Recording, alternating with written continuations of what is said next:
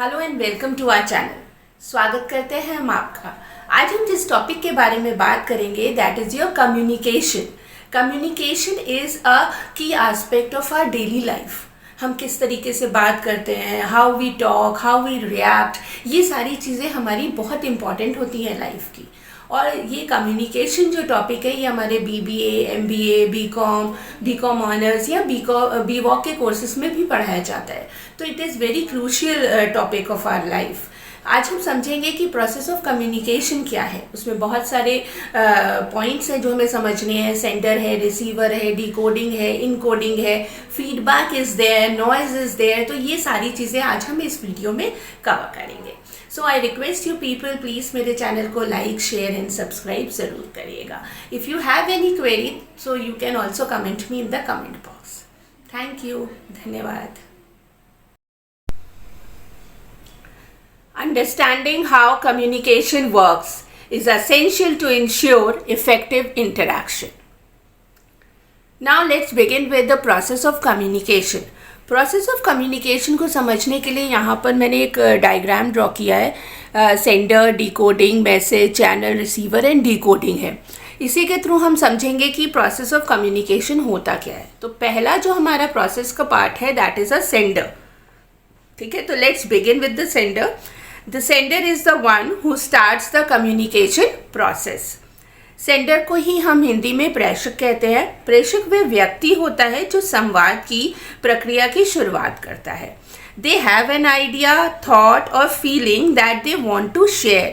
उसके पास एक विचार, एक भावना होती है जिसे वह दूसरे व्यक्ति से साझा करना चाहता है। तो to make this idea understandable to the receiver, the sender formulates and encodes the message.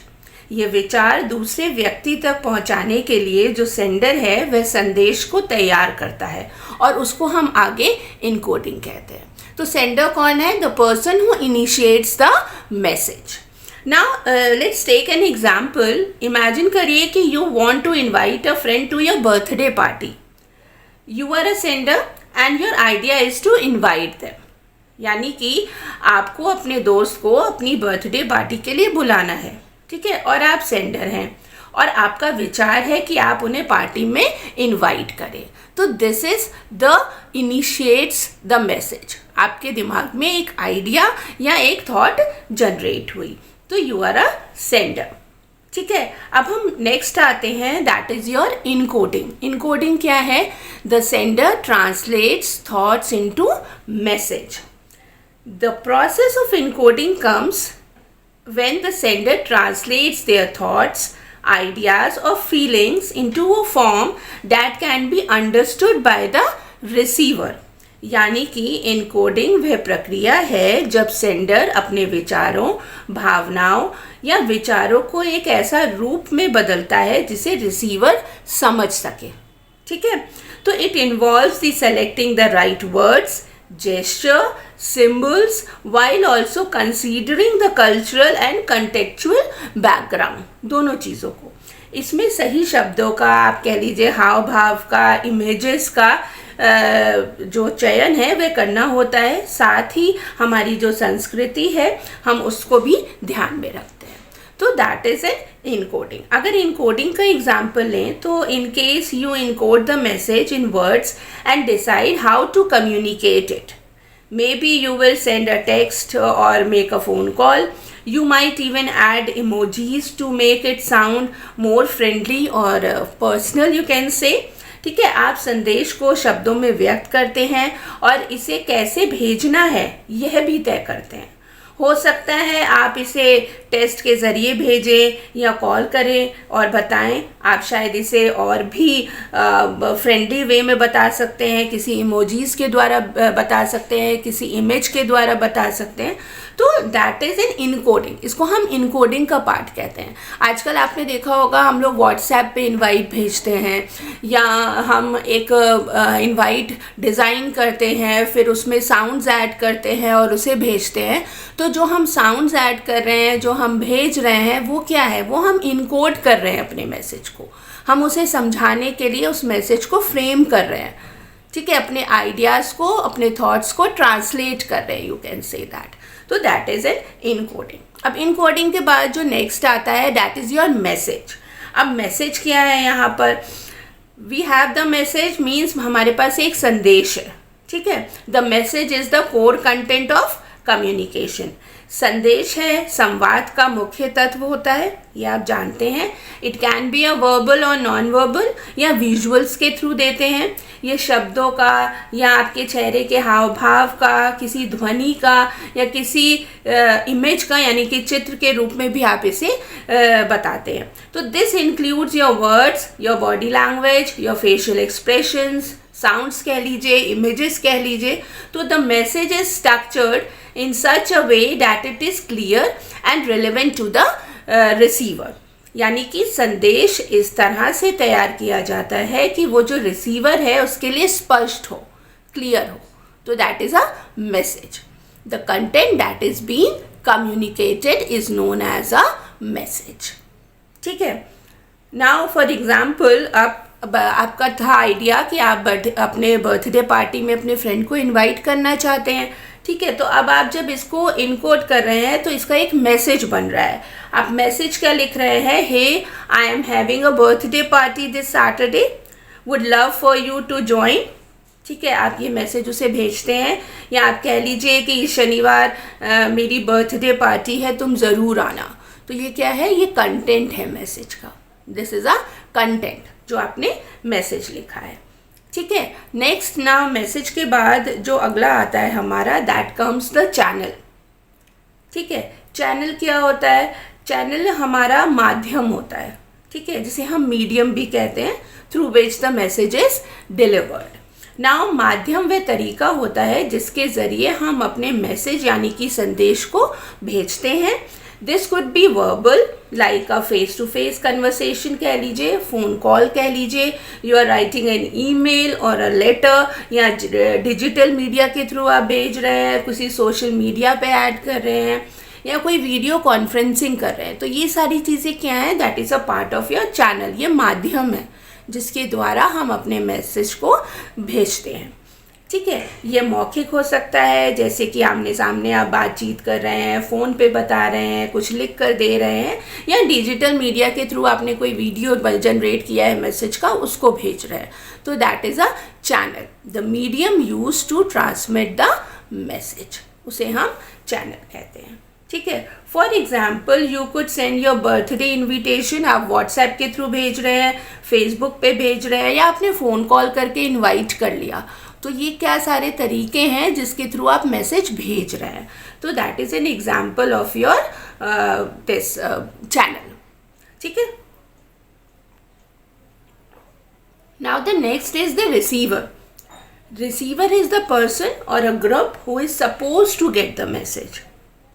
The receiver decodes the message by interpreting its meaning, content based on their own knowledge, experience कह लीजिए या background कह लीजिए, ठीक है। तो receiver कौन होता है, the person who receives the message, जिसके पास आपका मैसेज जाता है, ठीक है। वह व्यक्ति होता है, वह ग्रुप होता है जिसे आप मैसेज जो प्राप्त कर रहा होता है आपका, ठीक है।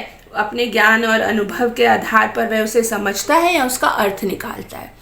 तो he is a receiver. In case for example, your friend is the receiver, आपका फ्रेंड रिसीवर है क्योंकि आप उसे इनवाइट कर रहे हैं। तो they receive your message and interpret it according to their own understanding and knowledge, आप कह लीजिए। For example, they might think, oh I have plans for Saturday but I will try to attend the party, क्योंकि आपने उसे invite किया है, ठीक है। आपने उसे इनवाइट किया है, वह आपका दोस्त है जो रिसीव कर रहा है, वह आपका संदेश यानी कि आपका जो मैसेज है वह प्राप्त करता है और इसे अपनी समझ और अपने ज्ञान के आधार पर समझता है, ठीक है। जैसे वह सोच सकता है, अरे शनिवार मेरे पास पहले से कोई प्लान है लेकिन मैं पार्टी में आने की पूरी कोशिश करूँगा। तो वो क्या कर रहा है, वो रिसीवर है, वो आपके मैसेज को समझ रहा है, ठीक है। अब फाइनली इसके बाद जो लास्ट स्टेप आता है, जो आप स्क्रीन पे देख भी रहे होंगे, दैट इज़ डीकोडिंग, ठीक है। अब ये डीकोडिंग क्या है, decoding is the process where the receiver interprets the message, वो मैसेज को इंटरप्रेट करता है। तो डीकोडिंग वह प्रक्रिया है जब रिसीवर संदेश को आपके समझता है। This is where they want make a sense of the information, extracting its meaning and relating it to their own understanding, or you can say the experience. इस दौरान वह जानकारी का अर्थ निकालता है और उसे अपने ज्ञान और अनुभव से जोड़ता है. तो that is your decoding. If we take an example of decoding, तो your friend decodes your message and realize the invitation is for a party. ये पार्टी के लिए इन्विटेशन है. दे माइट रिप्लाई, वो आपको रिप्लाई करता है, thanks for the invite, I will be there. ठीक है, आपका दोस्त आपके संदेश को डिकोड करता है और समझता है कि ये पार्टी के लिए इन्वाइट है, और वह आपको रिप्लाई भी करता है कि इन्वाइट करने के लिए थैंक यू या धन्यवाद, और मैं वहाँ ज़रूर आऊँगा. ठीक है, तो this is a process where decoding take place. और इस डिकोडिंग के साथ हमारा फीडबैक भी है, क्योंकि वो आपको रिप्लाई कर रहा है. ठीक है, जब अब वो किसी चीज़ को क्लैरिफाई करके उसको कंफर्म करके रिप्लाई करता है, यानी कि रिस्पॉन्स देता है, तो यहाँ पे हमारा डिकोडिंग से फीडबैक जाता है सेंडर के पास. जो रिप्लाई रिसीवर कर रहा है वो सेंडर के पास जा रहा है, तो उसको हम फीडबैक बोलते हैं. तो the receiver response to the message, confirming it or clarifying it, that is a part of your feedback. Feedback यानी कि जब तक रिसीवर आपको रिप्लाई नहीं कर देता है कंफर्म करने के बाद, मैसेज को समझने के बाद, तब तक आपके प्रोसेस का कोई मतलब नहीं होता कम्युनिकेशन का. क्योंकि कम्युनिकेशन तभी टू वे कम्युनिकेशन होता है, तभी आपके मैसेज का कोई मीनिंग होता है जब रिसीवर उसे समझकर आपको रिप्लाई करता है, रिस्पॉन्स करता है. तो दैट इज़ अ फीडबैक. ठीक है, अब आप यहाँ पर एक वर्ड देख रहे होंगे, नॉइज़. ये नॉइज़ है यहाँ पे, NOISE. अब नॉइज़ क्या है? एनी इंटरफियरेंस दैट डिस्ट्रप्ट्स, मतलब कोई ऐसी चीज़ जिसकी वजह से आप मैसेज को क्लियर नहीं समझ पा रहे हैं, नहीं सुन पा रहे हैं. वो कुछ भी हो सकता है, किसी इन्वायरमेंट की वजह से हो सकता है, लैंग्वेज की वजह से हो सकता है, कल्चर की वजह से हो सकता है, जहाँ पे आप मैसेज को ना तो भेज पा रहे हैं सही तरीके से, या समझ नहीं पा रहे हैं, या आपका चैनल सही नहीं है, तो वहाँ पर नॉइज़ जनरेट होती है. नॉइज़ को ही हम डिस्ट्रैक्शन भी कहते हैं, और नॉइज़ को ही हम आगे बैरियर भी कहते हैं. ठीक है, तो नेक्स्ट वीडियोस में हम समझेंगे कि बैरियर्स कौन कौन से हैं, उन बैरियर्स की वजह से कम्युनिकेशन प्रोसेस में क्या इंटरफेरेंस होती है, या मैसेज कितना मिसअंडरस्टूड हो जाता है, वो आप अगले वीडियो में समझेंगे. तो टिल नाउ अभी हमने ये पूरा प्रोसेस ऑफ कम्युनिकेशन रीड किया है, तो मैं एक कंक्लूजन आपको बताती हूँ कि the effective communication is all about understanding the sender को समझना, the message, the encoding process, the channel, the receiver, the decoding. All these steps comes together to make sure that the message is delivered and understood clearly. So next time you communicate, remember these steps for better interaction. ठीक है, यानी कि जो sender है उसको समझेंगे हम, समझा है हमने, यहाँ पर हमने मैसेज को समझा है, इनकोडिंग को समझा है, डीकोडिंग को समझा है. तो ये सारे क्या हैं? ये सारे स्टेप्स हैं. तो अगली बार जब आप कम्युनिकेट करेंगे ना, तो आपको ये ध्यान में रखना होगा, ताकि आपकी जो बातचीत है वो और प्रभावी ढंग से हो पाए, आप उसे और अच्छी तरीके से इंटरैक्ट कर पाए, अपने मैसेज को एक्सप्लेन कर पाए. तो thank you for watching the channel. इस टॉपिक को समझने के लिए बहुत बहुत धन्यवाद. अगर आपकी कोई क्वेरी है तो प्लीज़ कमेंट बॉक्स में ज़रूर बताइएगा. If you want to learn any other topic, you can also comment me in the comment box. In the last, I want to request you people, please, thank you so much for liking, sharing and subscribing my channel. Thank you once again.